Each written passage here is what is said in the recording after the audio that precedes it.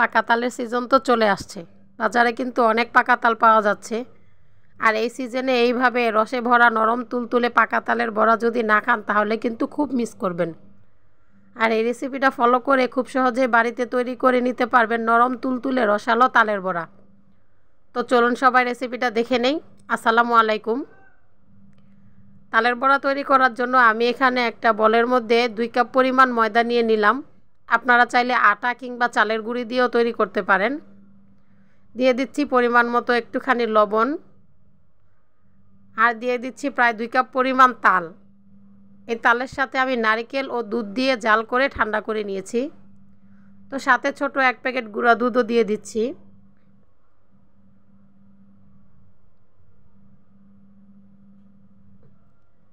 এগুলোকে এখন মিশিয়ে নেব, আর অল্প অল্প করে পানি দিয়ে একটা ব্যাটার তৈরি করে নেব।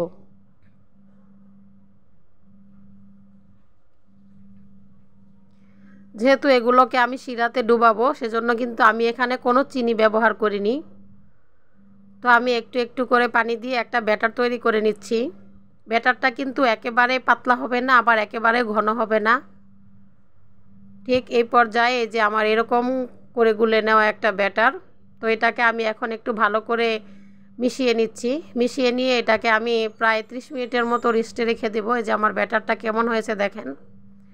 এটাকে 30 মিনিট রেখে দিব রেস্টে। আর এই সময় এখন আমি শিরাটা তৈরি করে নিব। তো চুলায় একটা কড়াই বসিয়ে এখানে আমি চিনি দিয়ে দিচ্ছি। এখানে আমি প্রায় 200 গ্রামের মতো চিনি দিয়েছি। এবার দিয়ে দিচ্ছি পানি।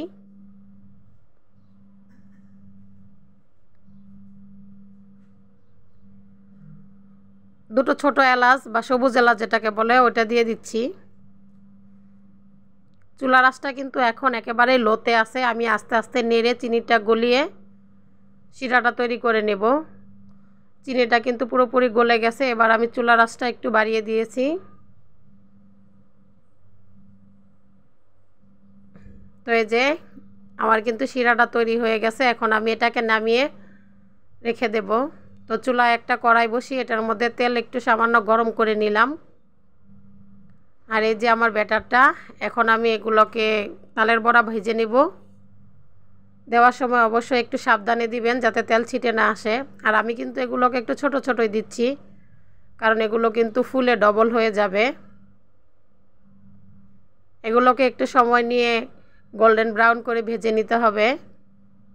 দেখুন এগুলো কিন্তু অলরেডি ফুলে গেছে, সবগুলো ফুলে ফুলে কিন্তু একেবারে ডবল হয়ে গেছে।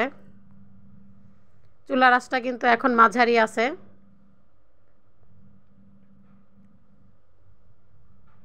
সবগুলোকে উল্টে পাল্টে গোল্ডেন করে ভেজে নেব।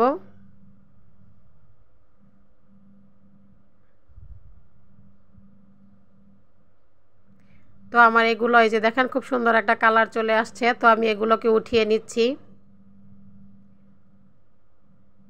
এভাবে কিন্তু আমি বাকি ডোটা দিয়েও তৈরি করে নেব। তো আমার সবগুলো তালের বড়া ভাজা হয়ে গেছে। শিরাটা কিন্তু এখনও খুব গরম আছে। আমি অন্য একটা চুলায় একটু আঁচটা লো করে দিয়ে ঢেকে রেখেছিলাম। তো এখন আমি তালের বড়াগুলো সব দিয়ে দেব।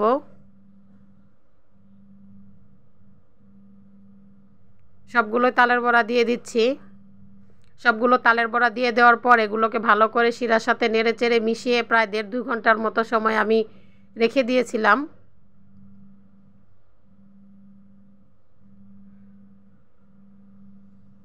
দেখুন 2 ঘন্টা পর এক একটা তালের বড়া ফুলে একেবারে ডবল হয়ে গেছে, একদম রসে টইটুম্বুর। আর এগুলো খেতে খুব দারুণ হয়েছিল। রেসিপিটা যদি ভালো লাগে অবশ্যই বাসায় ট্রাই করবেন। আর ভিডিওটা দেখার জন্য সকলকে অসংখ্য ধন্যবাদ। ভিডিওটা যদি ভালো লাগে অবশ্যই লাইক কমেন্ট শেয়ার করে দিবেন। সবাই খুব ভালো থাকবেন। আল্লাহ হাফেজ।